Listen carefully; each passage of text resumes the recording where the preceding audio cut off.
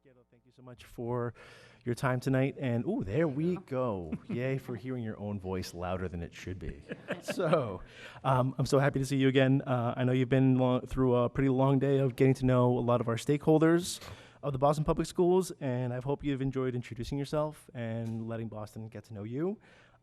We are here tonight, and I'm very pleased to introduce you publicly for the last time tonight. So, I'd like to remind all the panelists that this is being streamed via the Boston City TV live stream, Comcast Channel 24, RCN Channel 13, FiOS Channel 1962. I didn't know they went that high. And I'd like to thank all the panelists here tonight who volunteered to represent the voices of families and both school and central office leadership. I want to thank all the families and stakeholders who came out tonight in this very fun weather for all of us. And I'd like to have everyone, all the panelists, quickly introduce themselves and talk about their stewardship for Boston Public Schools. So, hi, my name is Beliza Veras Moriarty. I've been a BPS parent for 15 years. I have a K2 student, so maybe 30 years in all at the end. I'm on the board of Fenway High, and I have a 2017 graduate of BPS, a senior in high school, and also a sixth grader, and my K2 child. Good evening. My name's Colin Rose.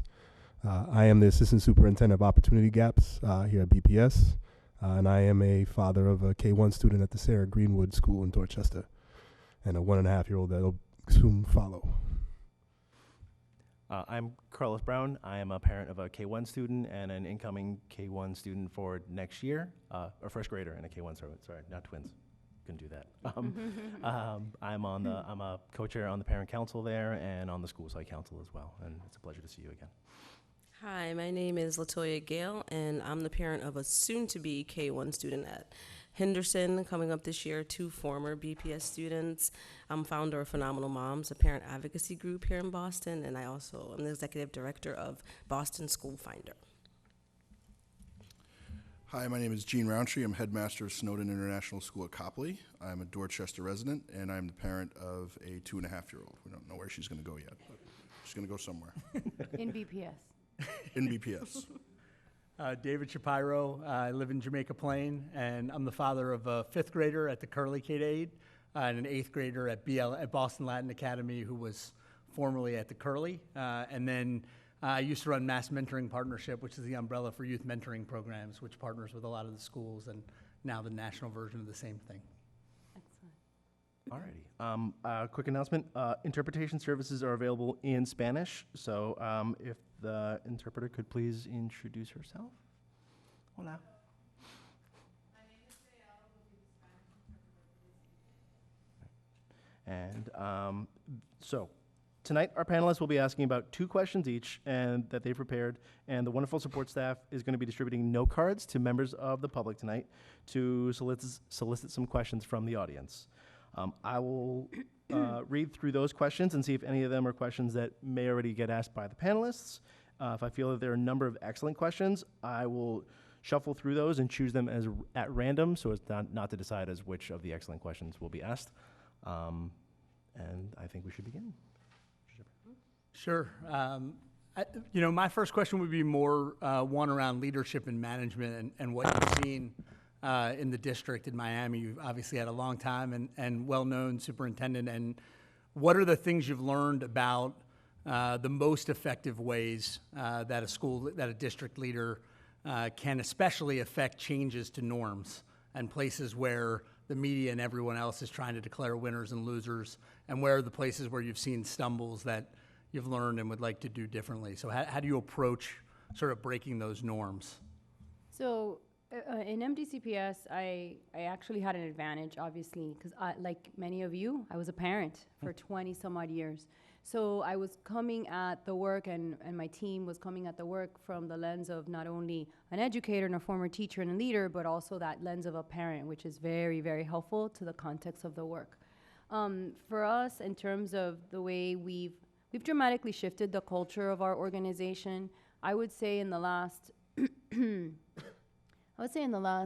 probably 7 years, 6 years, you've seen a shift towards a compliance kind of organization where the central office is really just focusing on making sure that things get done, but not how they're done, and not helping people get it done, and more towards a supportive kind of role for the organization, and how the organization leans into and supports principals and teachers a lot more.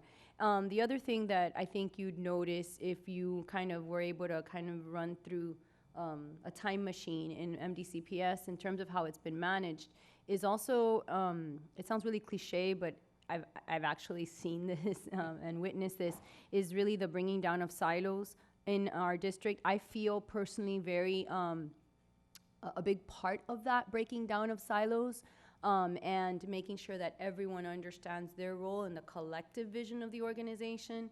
And so I think I said this earlier today, one of the evidences of that it's not just my opinion kind of deal, is we just recently went through accreditation. We're a very large district to be accredited. We have 450 schools. We're 6 times the size of Boston Public Schools. And we had 66 people just descend from all over the country to run this accreditation. They interviewed they interviewed 1,000 different stakeholders, parents, business, community, students, teachers, everyone, and visited, I want to say it was 700 classrooms, and observed lessons. And then central office staff, board members, et cetera. And in the exit interview for that accreditation, the biggest takeaway that they gave us was, you guys are really big, but you feel really small. And so I asked the lead accreditor, well, can you elaborate? Like, what do you mean by that? And what he said was that you could see this kind of coherence in the organization and in terms of what are our priorities, how each of us lean uniquely into those priorities. And so I think that speaks to the way that we've managed and the systems and practices that we've brought to the organization that has brought that shift that I was talking about earlier. Great, thank you. You're welcome. Thank you for being with us tonight. I know that you've had a lot of questions today, and we really appreciate your energy. As you are beginning to consider the opportunity to be in Boston, I'm really curious if you could just spend some time sharing what is your moral imperative for leadership, and what is your why for doing this work? Great, because I didn't have an opportunity in this panel to kind of give opening remarks, so I'll give them now because that speaks to the why I do this work. And so many of you, I'm sure, have done your homework and have read my resume and things of that nature, but you don't know a whole lot about me as a person, so I'd like to share a little bit about me as a person. I have been doing this work for 30 years, close to 30 years. It's been my life's work and my passion.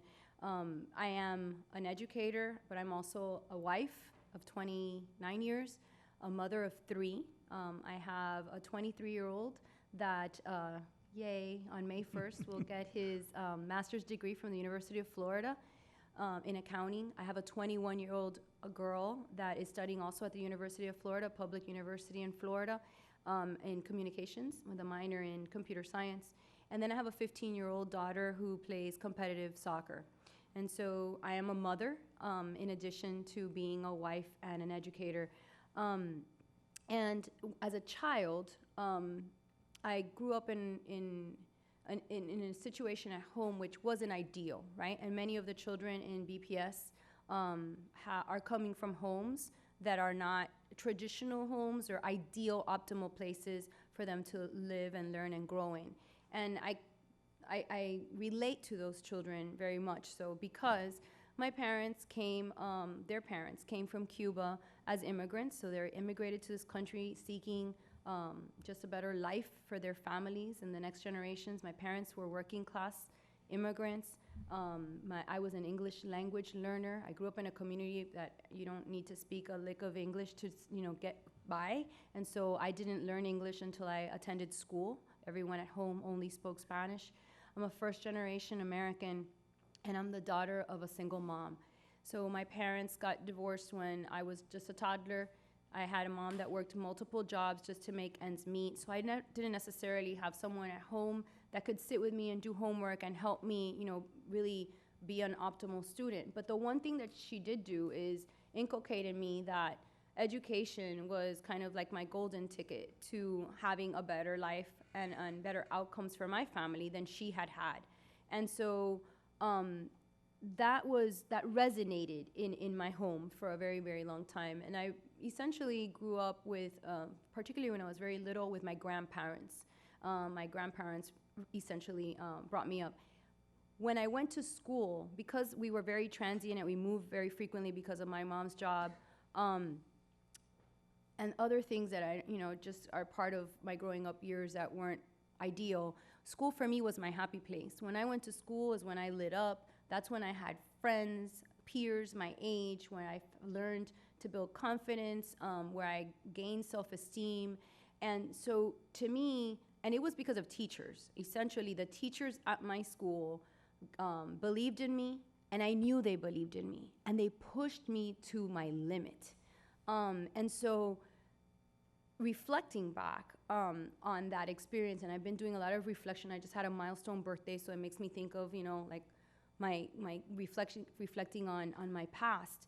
Reflecting on that, I feel that kind of space that the teachers created when I was young, very young, is really what led me to go into education, because school was my happy place, so I certainly wanted work to be my happy place, and that was a place where I found refuge and just success and all these other factors. And so I have made it my life's work to help teachers and leaders create places where kids come to school because they want to be there, where they're happy and they're thriving and they are productive and they feel like they can pretty much accomplish anything. So that's what brought me to that, and that's what drives me each and every day. And just this notion, it's not a notion, I'm a living testament that if you not only seek it, because you have to really be supported, but in a supportive schooling environment. School raised me. I say that a lot. I was raised by school. School raised me. Students can break the cycle of poverty, and we can lift entire communities out of this vicious cycle that starts with the wealth gap and ultimately brings huge opportunity gaps, which ultimately lead to great achievement gaps, which are what we're struggling with as a K-12 organization. Thank you. Thank you. Hi. Hello.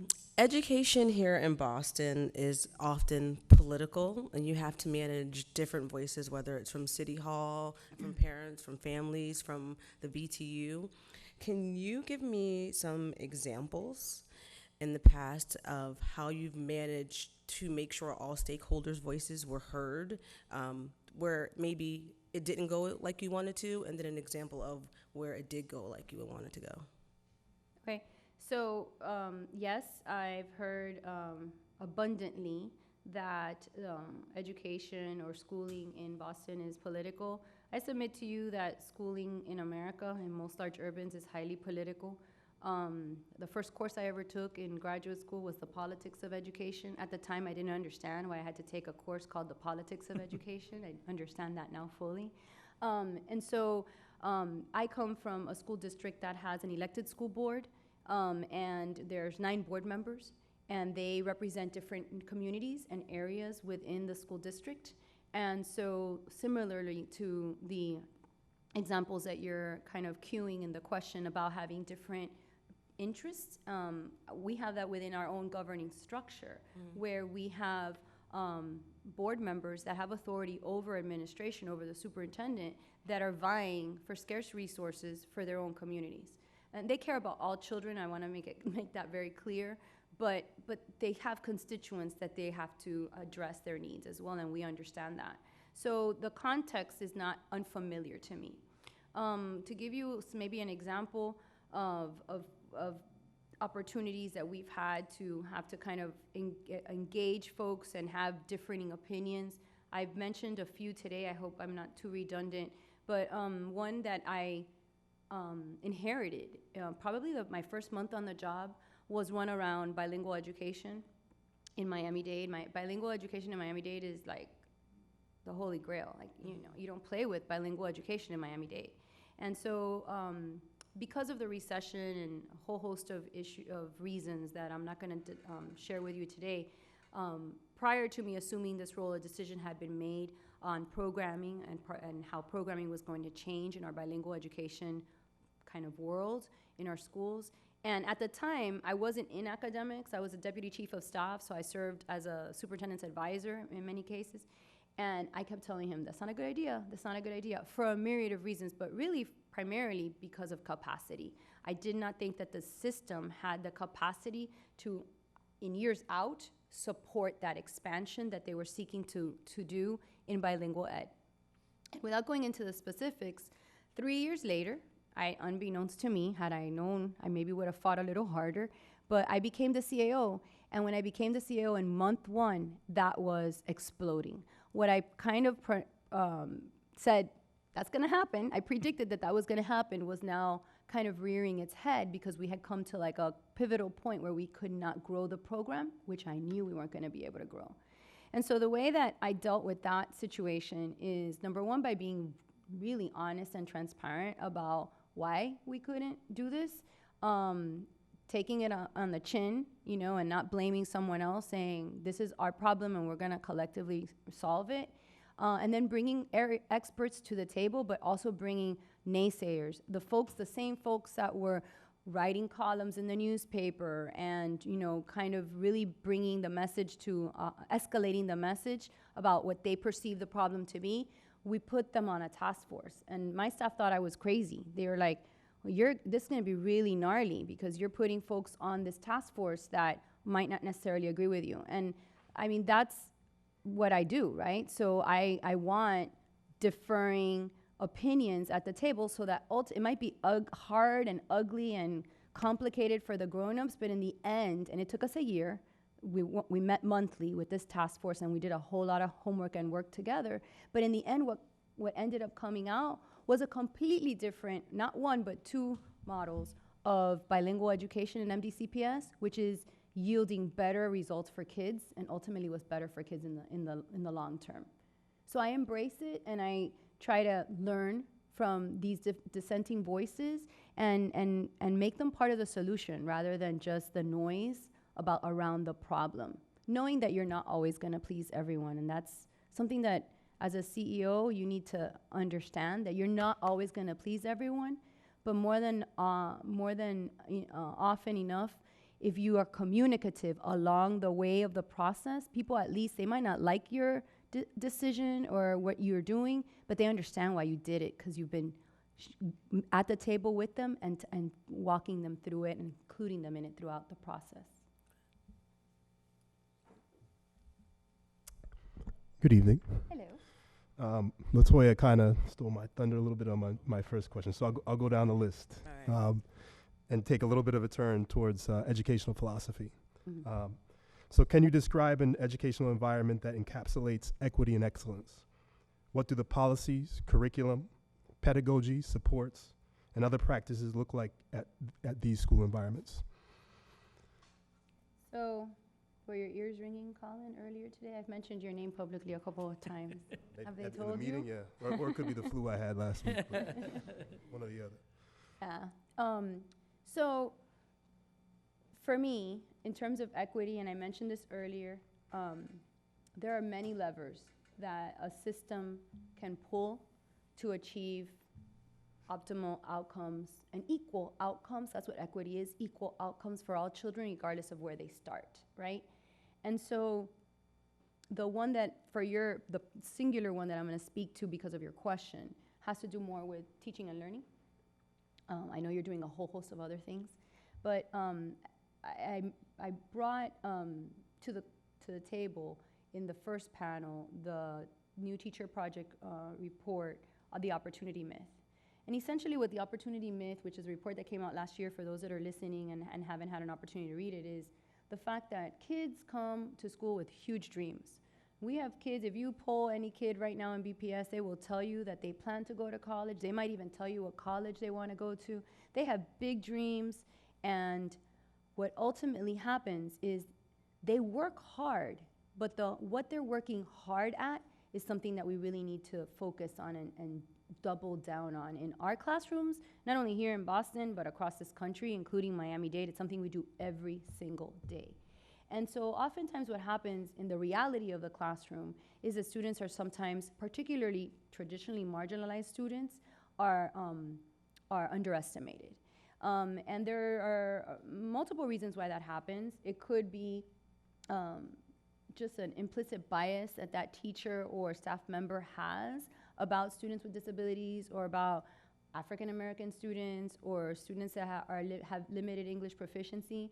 It's also many times teachers just trying to have children have a level of success in their classroom, so they really think that they're helping and nurturing the child because maybe this child has all those other kind of symptoms and baggage that's happening at home, and this is their happy place, and we don't want to break them any more than they're already. But what we're doing is a disservice, because what we're not holding them to the same standard that they're capable of achieving at, and we're just perpetuating that low expectation. So when you look at the opportunity myth report, what it says is that they observed like 1,000 lessons. They visited 4 different districts. It's a long study. And when they went into classrooms, 88% of the time the students were engaged. So someone without a whole lot of, pedagogical knowledge will go into a classroom and they see kids engaged, thumbs up. This classroom's humming, right? The kids are doing things. So this is a great teacher.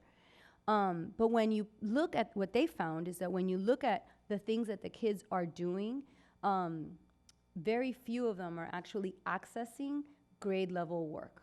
So the kids, 88% of them were engaged, 71% of them were completing the activity that they were being asked to do, the assignment, if you will. But when you actually looked at the assignment, those 71% of kids, only 17% of those children were actually engaged in an assignment that was on grade level. And so what the classroom teacher is focusing his or her attention on is vitally important. We're talking about extended learning day as an equity lever, when we ourselves, with a regular school day, nationally, are losing 6 months worth of schooling because we're not giving these kids access and opportunity to engage with rigorous coursework. And so that to me is kind of like the North Star at the classroom level of what has to happen. Within the classroom itself, when you're speaking of pedagogy, we have committees of teachers that are selecting instructional materials. I'm so glad you asked me this question because I haven't been able to talk about this. We have committees of teachers that are selecting the instructional materials for the schools, right? But we do it, they make decisions for the entire district, not just for their classroom or for their school. These teachers are coming from all different corners of the district to make decisions about the instructional materials that we're gonna use in all schools at that grade level in that subject. But what we do is when we have them look at material, we don't even present them with material that is not aligned to the standards. So there are a wealth of kind of clearinghouses that are not leaning or being bought out by anyone. They're just neutral entities that are communicating out to educators, and they're doing very comprehensive studies of the materials. Like Ed Reports is one of them, Louisiana Believes is another one, there's several of them. And so we make sure that if we're gonna put 10 different literacy basals in front of teachers, that when we do that those 10 are aligned to standards. And then they go at it, and the teachers are selecting the materials, but they're definitely aligned to standards. I think that's a central role that needs to be pushed. And then in terms of pedagogy, it's providing the teachers the professional development that they need and the support that they need so they can do differentiated instruction. Teachers are doing God's work on earth, but they have a set of kids throughout the day within a huge spectrum of aptitude and knowledge. And so the teacher's being asked to do grade level work, but then scaffold children and support these kids to do this work, and they're all coming at different levels. And so we, as a district, need to make sure that teachers get coaches in the classroom that are helping them, that they have adequate time to plan together, because collectively they're stronger than they are as individual parts, and that we are creating frameworks for them where they have the ability and the tools and the resources they need to differentiate instruction to meet the needs of all learners. It's a long answer, but I hope to have hit your curriculum and pedagogy piece. Me? Hi. Hi. My question is a little long, and I have to give you a little bit of background. my view is always going to be the view of a parent. Parent. Mm-hmm. Yes. So I have 4 children, and I asked my 2 oldest sons, my sophomore at Mass Art and my senior in high school, to reflect on their time at BPS and what they thought was missing for them. You know, there's a lot of good that came out, but there were things that were missing. And the main thing that they said to me was lack of art and lack of mental health services. So these are both things that I had to go outside of the school to find for them, especially if my child had, you know, not to get too much into their privacy, but if he had impulse control issues or needed a little help with this or that. These are time that I had to take away from them being in class and find them help. Also with the art, my senior has an IEP, and this is where he found his focus, it sustained him through, it guided him forward, it gave them everything, especially, and also my sophomore at Mass Art. Also, when you apply to colleges, you will see that there are a lot of kids there that have a lot of experience in the arts. And my son, if it had been for those outside sources, would not have been able to bring this massive portfolio that he did bring. So my question is to you, how can we bring more arts and give these kids a chance, and also the mental health services that nourish them and that sustain them and push them forward in our BPS system? Well, Belisa, first of all, I want to thank you for the approach that you took to the responsibility you have today. For me, the fact that you went to your children, you didn't make assumptions about schooling for them, but you actually asked them, is one of the things that I would have done and that I do as a leader in MDCPS, is really making sure that the student voice, so there's no student here, there was many students in my last panel, but you bring his voice to the table, and I thank you for doing that. And I'm happy to hear that art was his happy place, is what I'm hearing you say. When I was in elementary school, actually, music was my happy place. I didn't become a musician. I didn't go to a music academy. But my music teacher was loving, made me feel important, called different talents in me. His name was Mr. Charles Buckwalter, and I have him in very high esteem. And what he would do for me was he would send me home with instruments so that my parents couldn't afford music classes while everyone was taking ballet and violin and all these other art courses outside of school. I didn't have that. So thank you for asking this question. So in terms of art and mental health specifically, but in terms of electives in general as well, many of our students, particularly in low-performing students in schools, and I'm just going to share my experience in Miami-Dade because I don't have enough background to extrapolate it here. But in Miami-Dade, particularly in our lowest performing schools, what has happened over time is an erosion of the electives, period. I don't know if that's the situation here, but in this kind of drive to increase student achievement outcomes in the core academic subjects, and students that are falling behind and double dosing or doing course recovery, frequently what happens is that the slots for periods are taken up by those core classes, and so everything else has been squeezed out. One of the things that, one of the experiences that I recently had, which I knew, but it just reinforced my passion for doing this work, was during a process that I call middle school redesign. I've had the pleasure of working for the last 2 years in trying to redesign the middle school experience for our students.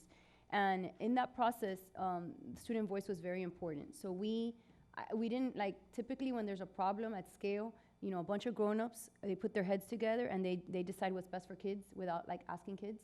And so the way we did it, and the reason it took a year in planning, is because we spent a whole year planning, speaking to kids and getting information from kids, like you did with your son last night or a couple of days ago. And so when we talked with kids, we surveyed them, we had panels of students, we did focus groups. I shadowed, my entire team shadowed individual students. I forced them out to schools.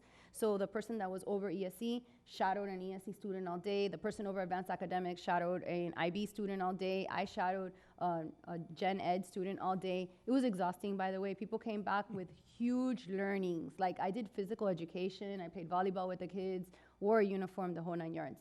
But doing that, you really get a sense of what you got a sense of when you started asking your kids what your experience was. So in the redesign, one of the things we did is we prioritize, right? The budget is just a reflection of your values. What an organization values is what it prioritizes in its budget. And so we fought hard for, during a time of limited resources, to make sure that we could, in our system, the way that that manifested itself was we had to purchase teacher supplements. It's a complicated situation, but in order to add periods to the day, so that kids could have, instead of 6 periods, have 8 periods, so they could get access to art and other electives that, like culinary and things that they wanted to do that they were telling us, technology. We had to find a way of architecting a school day, and it cost us a lot of money to do that, but architecting a school day where kids had then more slots to have access to those programs.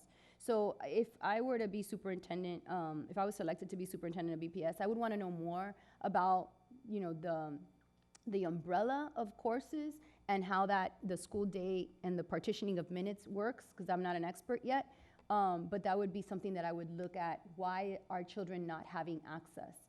In addition to that, we were creative. Sometimes you can't necessarily generate a full music teacher or a full theater teacher. So we became very creative across feeder patterns and scheduling folks that were itinerant. We could have principals work together on master schedules where in the morning I was teaching theater in this school, and in the afternoon I was teaching theater in a neighborhood school or in a feeder pattern school, to create a feeder pattern of whatever strand, whether it's theater, whether it's art, whether it's bilingual, whatever the case may be, so that the kids have continuity, and we're being smart about our assets and our resources too by sharing teachers in that way. In terms of mental health, and also, we did a lot of things after school. So I have a program called AEP, and it's an enrichment program, an academic enrichment program. And so I set aside dollars, and the schools then apply to use these dollars, and they have to create a plan, and they tell us what they're going to do.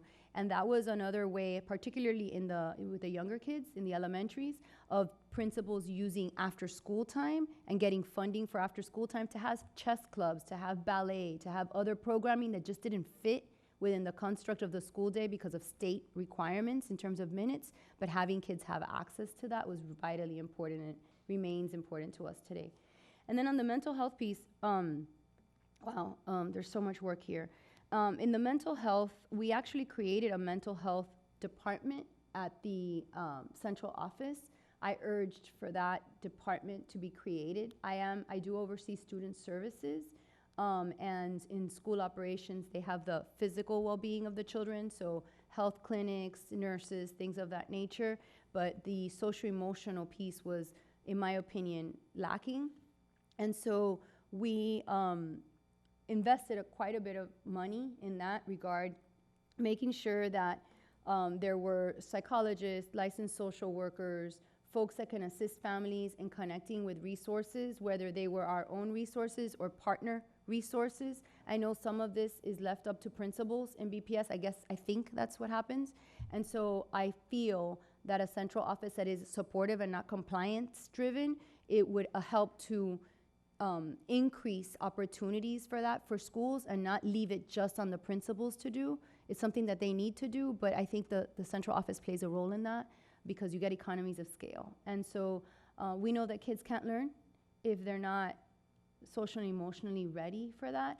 And frequently that role always relies on a guidance counselor, and you're never gonna have enough guidance counselors at a school. So the last piece of my answer is really for folks in the school site to understand their role and how they contribute to the social emotional well-being of students, and that it's not just the work of a counselor, but it's the work of a teacher, it's the work of the leader, it's the work of the food service manager and the bus driver, and providing them with professional development and just a sense of awareness about the whole child. All right, so we were going to go through one round each and then select one question at random from the audience. So, want to help? Uh-oh. It's like we need a drum roll. Pick a good one. All right. They're all good questions, so I didn't want to be responsible for it. Can you share some of your thinking about the role of charter schools in our district, especially in a city or state where they have such a financial impact on district schools? Absolutely. I got this question earlier. I'm happy to repeat it. So, context first. I come from Florida, right? And in Florida, the landscape for charters, particularly in South Florida, let's say, in Miami, the landscape for charters is really different than the landscape in the rest of the country, at least what I've been able to observe in recent years. And so I am a native Floridian, and so that was my context for a long period of time, just what was in my backyard and what I saw. And so in Florida, there is a predominance of for-profit charters, and they're not setting up shop in the urban core. They're not saying, oh, we're going to really help this community, this very fragile community, and this is where we want to serve. They are serving in affluent areas of the community and skimming children. And I personally, this is my personal philosophy, their profit should never be in tension with pupils. Pupils versus profits should never be part of this sector, period. Having said that, I do know, and I've been able to observe and to visit some charters that are doing great work. However, there are great quality public schools, traditional schools, and there are lousy schools. There are great charters, there are lousy charters.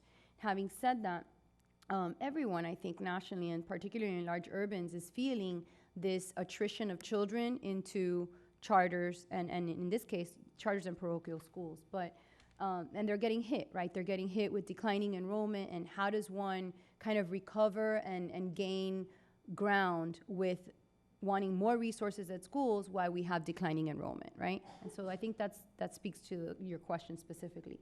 And so we have to be really fiscally conservative about where we put our money, what are our priorities, having a narrow set of priorities, and then funding them adequately. We can't be all things to all people, especially during a time of declining enrollment. If we are narrow in our priorities and invest in those that we consensually think are the most important things right now to do, then ultimately you're gonna raise the quality of education, and hopefully those 18,000 kids that are not opting for BPS right now in Boston start coming back. But in a nutshell, that's, there's great charters, there's not so great charters, but there's also great. I want all kids to have a quality education. I prefer them to have it here in BPS. We have to build a brand and have a product that incentivizes families to stay and to come back to BPS. Thank you so much. And my apologies for not having you do the introduction first. No worries. So I think, a question I have similar to the sort of your outlook on charters would be just around tracking, or whatever you want to call it. In our system, that's, advanced work and the exam schools and different things that end up being selection mechanisms that have, as much to do with social capital, equity, and the way kids arrive at school at the beginning, and lots of different things that have much less to do with achievement and a lot more to do with tests and other things. And so, study after study has showed that those perpetuate inequity, but there's people who they benefit and people that they don't. And, so there's going to be winners and losers. You talk about an unpopular decision. Sure. How do you think about it? I don't know if there's a similar sorting mechanism in Miami-Dade. How do you tackle that system, which has favored some and not benefited others historically? And how do you frame that in a way where folks understand that if we're only, serving half the district at our best, because of those sorting mechanisms, we're not doing right by all our children? So I know what you're alluding to, and I think that, or primarily we're talking about recent conversations around the exam schools. And so I will tell you that while I'm sure that the grown-ups in the conversation were uncomfortable, I think that what happens is that it brings out conversation and discourse around what are those systemic barriers that are keeping kids. Forget, the specific example of the exam schools and what we're seeing and have gone through, but that kind of elevates the dialogue to look at it in a larger context, right? And so you're now having conversations you might not have been having if you hadn't had that tension. So it's almost like it happened for a reason, right? And so I think I heard Laura Peril recently speaking about this, and she was mentioning some of those systemic barriers. Systemic barriers require systemic solutions, right? And so number one, many of the families that you're speaking about, traditionally marginalized families, they had or have no awareness. They don't understand the application process. They don't have access, their children don't have access to like test prep, which is not something I favor, but they don't have access, so it gives them a huge disadvantage. And there's a lot of factors that can be addressed, that are starting to be addressed in BPS, which I think are going to make the context better in terms of access and opportunity for children. So having gone through that conversation and coming out of it, I think is actually, it's gonna be good for BPS. What we've done, and because we have schools that are considered, you know, the Taj Mahals of MDCPS, every district has them. Some of them is perceived, some of it is real, that is the best darn school and that's where my kid is gonna go. And so what we've done is we've turned choice kind of on its head.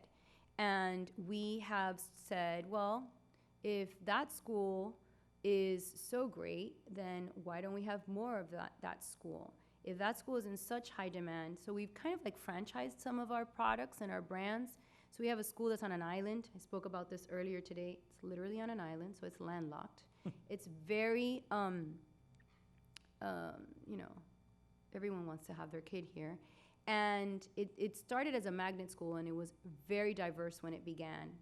And actually, that conversation around that school started with a student in that school, a senior graduating, that wrote an article in the paper about racism in that school and how she had learned the history of that school and how that school had kind of changed, the demographics of that school had changed over time.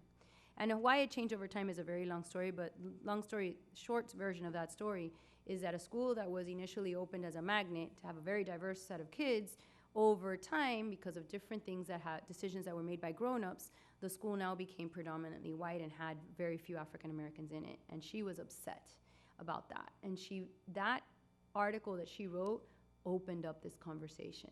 And so what we ended up doing with that school is we don't have any more seats, but we have actions that we can take. And some of the actions that we've taken is to brand that school and its program and drop it into other communities in our district. They're not necessarily standalone schools, but academies with that brand, with that programming, with that same curriculum in all different zip codes across the city. So if it's good enough for that community, why can't it be good enough for this other community? And that has been very successful. The other thing that we've done, my team and I, we have a yearly retreat. And at this retreat, it's a couple of days. We kind of look at data, hear student voice, and set our priorities for the subsequent year. And this is before people were really having these public conversations. We were seeing the data in terms of choice. I oversee school choice and innovation. And I mentioned this earlier, when you have choice and you have parents and families essentially vote with their feet, and then you have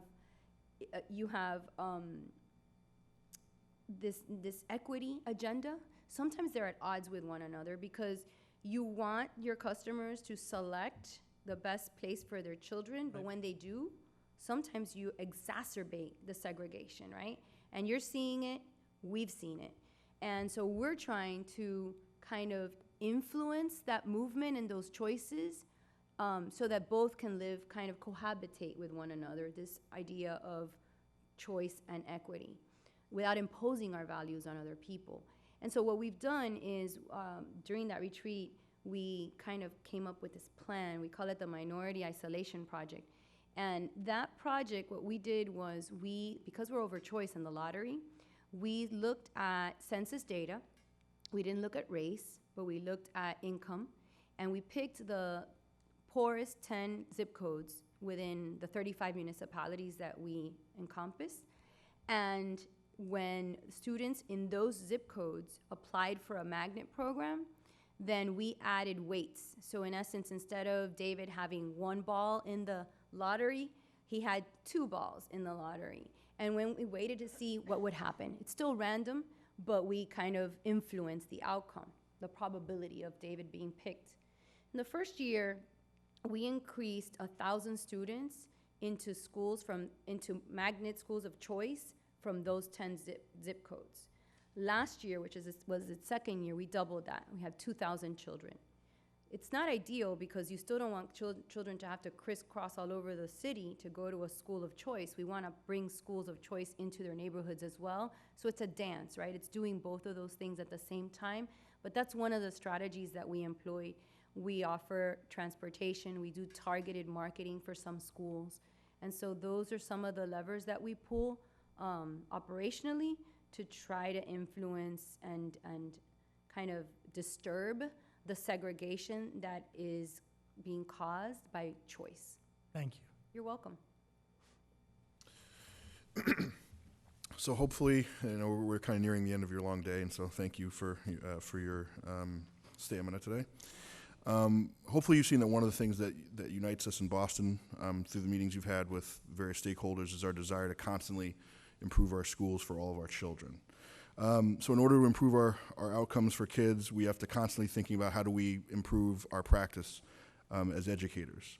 So feedback and professional development are necessary for continuous growth of all of our school leaders, teachers, and paraprofessionals, and folks in the district office.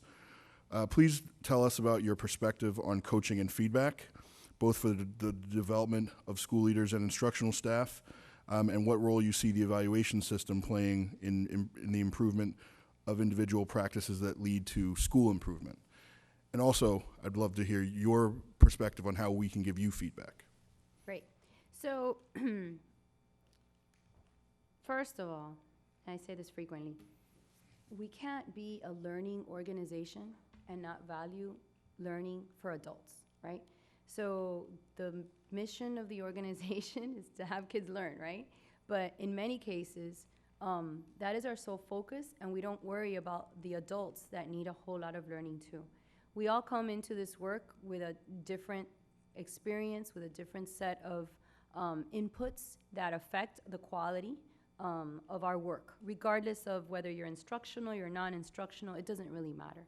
And so across the organization, one of the, kind of the priorities for me would be to recruit, develop, and retain amazing talent at all levels of the organization. And you can't do that if you don't invest in the adults. It's really easy for, particularly during times of dwindling resources, that we're just prioritizing our dollars around the children, as close to the children as possible.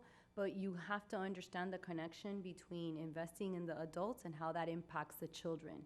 And so professional development, I never wanted to be the chief academic officer. So when I was a fledgling assistant principal, my dream job, like where I would end up retiring from, that would be my end job in Miami-Dade, was I wanted to be the head of professional development in Miami-Dade. Because I felt this innate interest in developing others. So when I was an assistant principal, when I was a teacher, after my first year, I was asked to lead a group of teachers. They were all much more veteran than I, and be their team leader and develop interdisciplinary lessons and work around the whole kid. When I was an assistant principal, I loved data, and my husband's in IT, so it kind of helps, to have an expert at home. So he was creating a lot of systems for me that folks had never seen because the industry hadn't gotten there yet. And so when we created all of these platforms and just really neat ways of looking at data and slicing data, all of my peers wanted to learn as well. So I was kind of like an incubator for this, and had a rotation of assistant principals visiting. When I became a principal, I was asked to mentor a rookie principal in my second year, which I still consider a rookie principal, and I was mentoring a fellow principal. And so that's something and the reason why I have my retreats is because I feel that I need to continue to develop my team. We are constantly reading for work because we have to, and then I very frequently provide them with articles and send them to conferences and have them network with peers that are alike in their roles across the country, because that's the way you grow. And so for teachers specifically, we invest an inordinate amount of money into coaches in our district. We tier our schools, and we currently have 86 schools that are what we call Tier 3 schools. Those are our most fragile schools. Now, I say that with a grain of salt because 98% of our schools are A, B, and C today, right? But the reason that they're A, B, and C is because we're supporting those teachers in the classroom, and we provide job-embedded professional development. Not sit and take them out of the classroom, they hear a sage on a stage, they come back, and there's no loop, there's no return on that investment. So what the model that we've taken is to make sure that teachers are getting feedback in the classroom, that they're getting it from content area experts, they're getting it from peer alike roles, so we free up teachers to observe one another and to mentor one another, and then to have common planning so that they can do lesson study and they can plan together. And that's, I think, has been a really big opportunity for teachers to grow and to learn and to support one another. So it's not just PD as a supervisory role, but also horizontally as well. In terms of, so we spend, I don't want to tell you the exact number because I'm probably not going to say it right, but in our education transformation office, it's a $20 million endeavor, and the biggest chunk of that is our coaches. So we have literacy, numeracy, and science coaches that go out to schools, and they're supporting those teachers in the classroom, and we have instructional supervisors that are content area experts that supervise those coaches. And so the continuous improvement model and the coaching cycles is something that we've trained all of our leaders on. They know how to run coaching cycles. If you go to a school in Miami-Dade, they'll tell you I have 3 teachers that are going through coaching cycles. This was the feedback that I received from the last visit. This is the feedback I gave in this next visit. This is her area or his area for growth. This is how I'm supporting that growth. And ideally, you want an evaluation system that not only evaluates to evaluate for evaluation's sake, but an evaluation system that's informing professional development. We're close to that in Miami-Dade. We're not optimal there yet. That is our next kind of frontier. Thank you. You're welcome. Hi. So I actually listened to a little piece of one of your earlier interviews, and I'm paraphrasing, but you said something along the lines of when we segregate ourselves racially or by abilities, that we signal our biases. Absolutely. I'm a Black woman. I have 3 Black children. Can you tell me what policies you've put in place in the past that signal that you value cultural responsiveness in our schools? And what roles do you think that family engagement play in cultural responsiveness and making families feel welcome in school?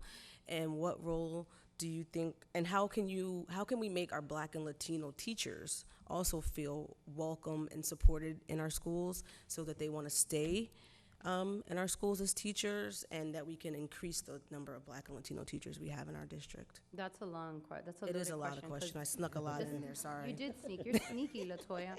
I mean, so,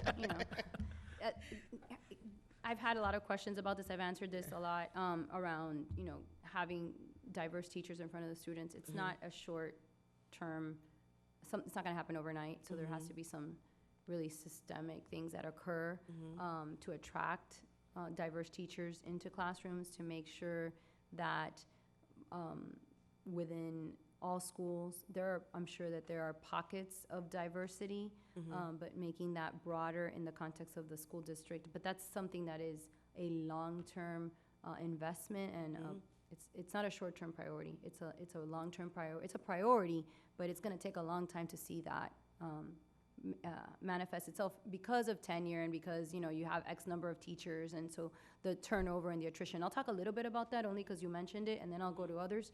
But for me, one of the strategies that I think is vitally important is looking at attrition. So seeing the people that are leaving. I don't know the data, but that would be something that I would be doing if I was selected as the superintendent for BPS. I would be doing that very early on. Is looking at when we're losing staff members and teachers, why they're leaving and who they are, and you know, what is their racial composition, their background, all of that, because that would I like data, so I wouldn't use like my gut. I would want to know that, and so a system that captures that is really important. And I hope that BPS is doing that. That they have systems in place where they're doing exit surveys and they're trying to find out from folks that are leaving why it is they're leaving, or maybe there are practices that we employ, HR practices, that are kind of pushing them out, right? And so getting to that root cause would then kind of create the list of strategies that we would employ to kind of turn that ship around. Besides everything that any other candidate will tell you, and that I've already said ad nauseum today, regarding working with universities and pipeline and growing your own and all of that. In terms of things that we've done to signal, because that was your original question, so I want to say all these years are kind of like one big year for me, but I want to say maybe 3 years ago, my office decided that we, under Title I, because we have a pot of dollars that we can use strategically for things like this. Again, we built an equity agenda, I want to say 3 years ago, in my bureau. As part of my retreat, we said, this is what we value. We've seen this segregation and what's happening with choice that we oversee and that we applaud. We're so happy to have such great magnet programs. And how do we fix that? And so what we did was we created an equity agenda within academics. Today, the superintendent's cabinet is now working, I'm leading that charge and helping to develop that agenda with all cabinet members to have a district-wide equity agenda. But one of the things that came out of one of my retreats was the development of family support services office. So we have an office that works strictly overseas. I asked for the parent, you call it the parent university, we call it the parent academy. That was sitting in operations. I wanted it, I asked for it, because I love more responsibility. Not really, but I knew that it would align itself really well with what we wanted to accomplish. So changing the branding and changing the approach of the parent university for us was really important, because it wasn't like we were waiting for customers, we were seeking them out, right? So we kind of pivoted that. We also have a similar program called the Bilingual Parent Outreach Program. That's specifically for primarily Hispanic parents, immigrants, folks that don't know how to navigate the system. So they want to help their child, but they just don't know how. They don't know who to call. They don't know how to get things done, how to apply, when are the deadlines, how to interpret what they're reading. And so the Bilingual Parent Outreach Program, and we use Title III dollars for that. So we have a lot of entitlement grants that within each of those entitlement grants, we have different kind of hands in the pot when it comes to family engagement. We try to use those resources to the best we can. And then in terms of, you said cultural, but I want to talk about inclusion a little bit, because that's a signal. So one of the things that we do that we're very known for is a process that we call DataCom, where these 86 most fragile schools sit before the cabinet, and we're taking a deep dive at their data. And I run that dashboard. My team and I developed that dashboard, and over time it's become really sophisticated. And so when we add something to that dashboard, it sends ripples through our organization, right? Like they're like, oh, well, that's important. Well, I didn't think that was important to them. So we've added teacher attendance to the dashboard. We've added inclusion rates to the dashboard. We've added student climate surveys, parent climate surveys to the dashboard. The minute you start doing that, and it's not a compliance thing, this is just things we're capturing, things we're talking about, it's signals, right? And so just, it's not just adding it to the dashboard, but helping principals and sitting with them and looking at their I think you call them low risk or low end, students with disabilities, your milder students. Yes. When you look at those students, for us, it's our SLD population. That's a critical mass of kids that probably, if you look at their IEP, have an opportunity to spend more time with their non-disabled peers. So we've helped principals in crafting schedules and making sure that they don't lose teachers. They're very scared of losing allocations. Like, if I do that, am I going to lose this aide? Am I going to lose this para? And helping them keep them whole while increasing the inclusion rates. And so this year alone, we have 37,000 differently abled children in Miami-Dade. This year alone, or last year rather, we included an additional, for 80% of the school day or more, an additional 1,882 kids. So we signal, we support, we hold people accountable, and I think that we do a lot of that in a variety of ways. That's just one example. Great. So my office is kind of responsible a lot around pushing equity initiatives across the district. And we're constantly battling this knowledge that a lot of these issues are hundreds of years in the making versus the day-to-day walk around and seeing some damaging practices on the ground. And so I wanted you to speak a little bit to how you view balancing support of individuals within a district to align to practices that are anti-racist and pro-equity with holding individuals accountable for that said work. So I spend a lot of time in classrooms, and I force myself, because if you can get stuck in an office and never see the light of day, and ultimately the work is where the rubber meets the road is in the individual classroom. So I spend a lot of time in the classrooms, and I think that your visibility alone and your presence in the classrooms and in the schools is signals that this is important work and that you're gonna have eyes into it and that you're gonna support it. And so I ask really hard questions sometimes. I ask them politely, but I certainly ask questions that make adults sometimes feel a little uncomfortable, and I'm okay with that. So I'll give you an example.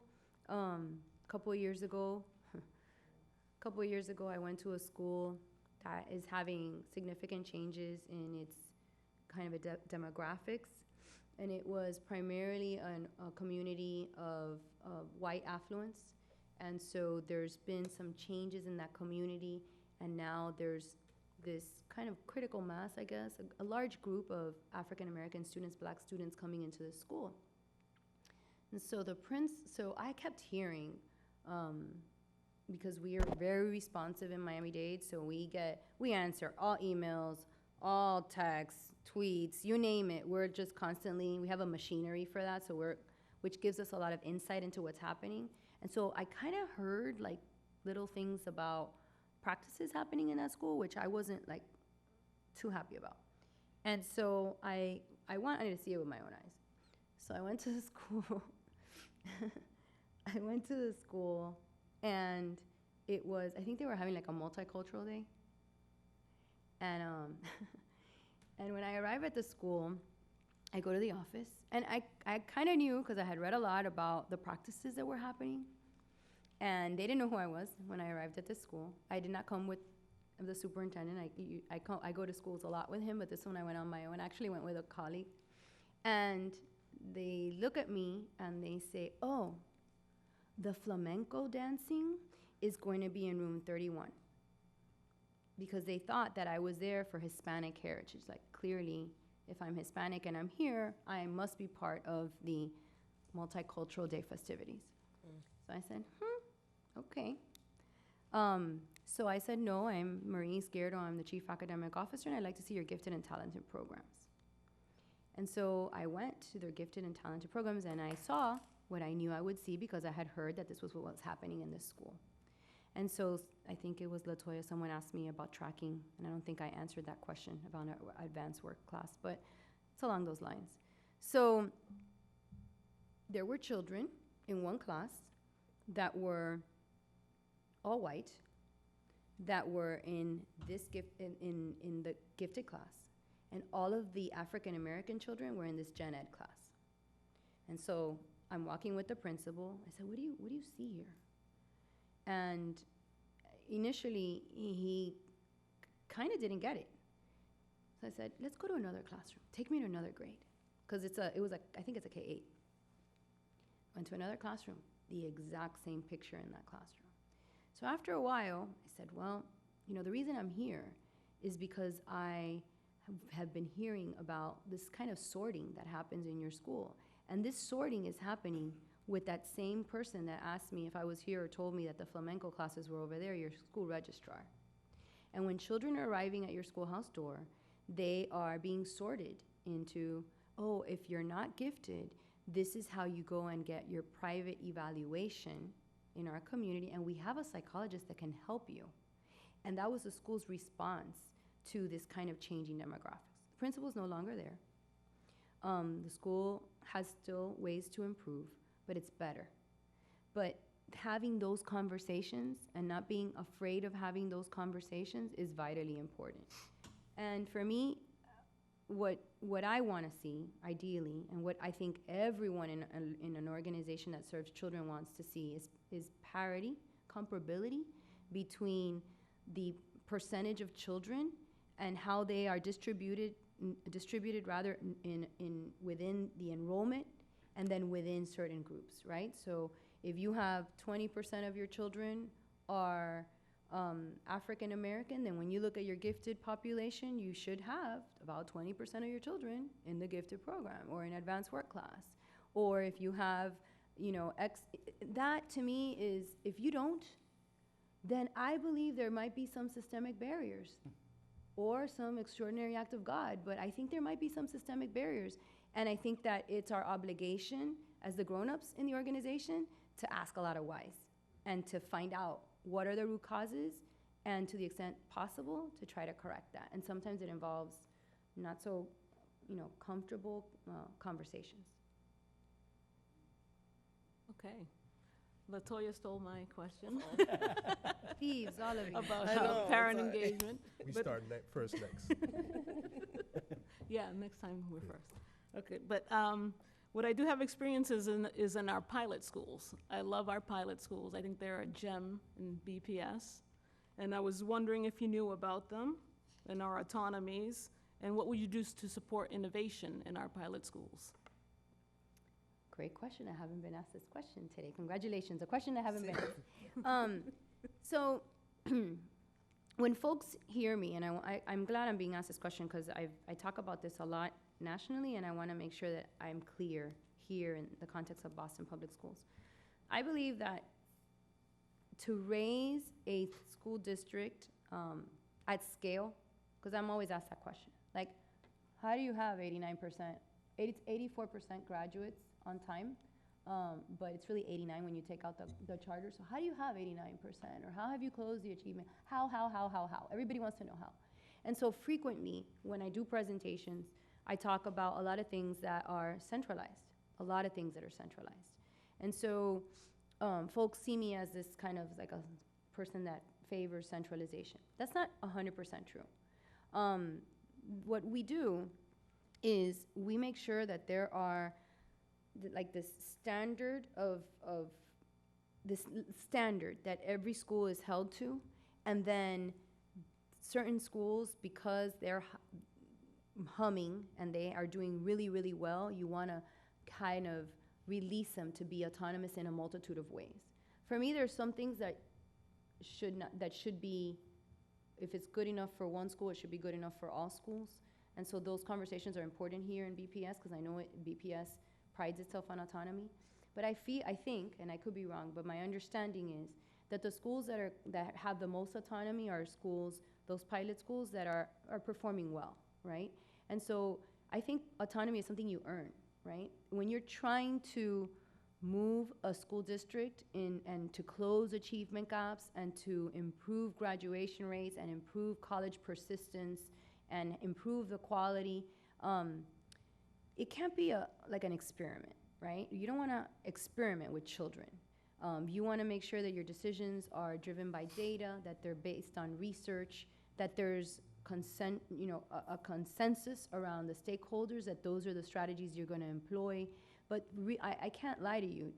For a system, a large system, to move and to move nimbly, there has to be some sort of consistency and coherence, particularly when in BPS you have so many children that move. So transition, some of it is systemic because you have 22 grade configurations.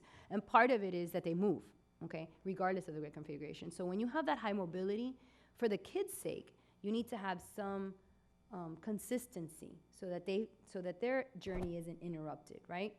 Having said that, when it comes to schools that are kind of hitting those metrics, innovation is embraced and supported. And so however the central office can assist in helping schools, so for instance, we have schools that for whatever reason, they have this great idea that they want to develop, a farm-to-table culinary program.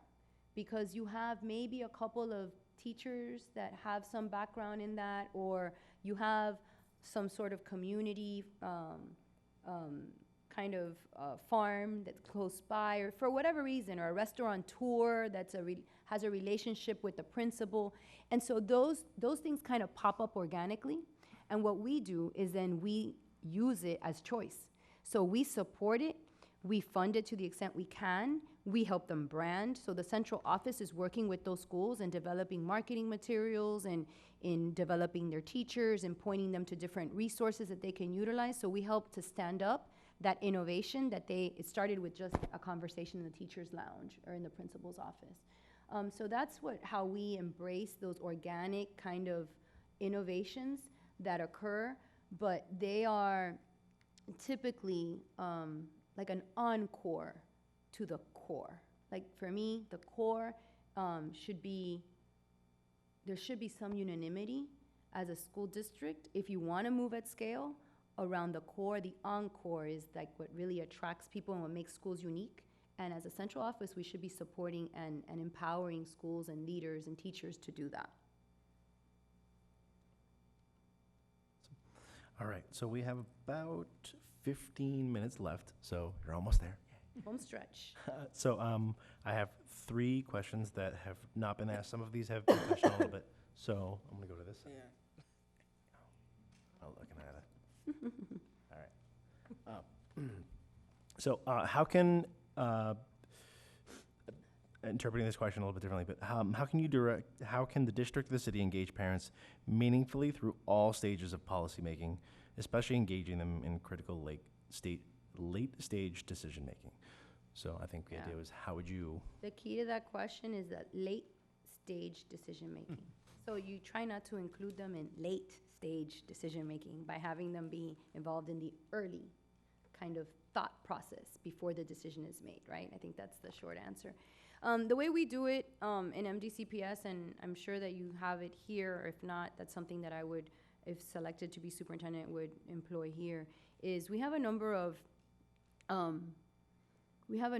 standing advisory committees that involve like just parents. They're just singularly parent advisory committees. So we have principal advisory committees, we have parent advisory committees, we have business advisory committees. In the parents piece, I have several. So I have the Title I Parent Advisory Committee. That committee helps us to think through how we're going to use $300 million in federal grants to support our neediest schools, our Title I schools. They're at the table looking at all models, running simulations, making decisions. They see what schools are going to lose, what schools are going to gain when certain statutory impacts are felt. In terms of another advisory group that is under me that I oversee is the Advisory Group for Special Education. That advisory group I merged to actually because I wanted to send a signal. And we didn't have gifted and talented there. It's in the Exceptional Student Education Advisory Council. So the Exceptional Student Education spectrum in Miami-Dade includes special ed kids and gifted and talented kids. So we combine those two parents together, which is a really interesting combination of parents to put in a room. But it's great conversation, great conversation. And so those parents are influencing when we're doing budget early on in the process, when we're trying to make maybe some decisions around what you would call weighted student factors, and we're kind of tweaking certain decimal points to balance a budget. Those parents are at the table and they're actually looking at simulations and talking theoretically, but also literally about what the impact is going to be and providing advice and counsel to senior staff, to the superintendent of schools. So we have a number of those.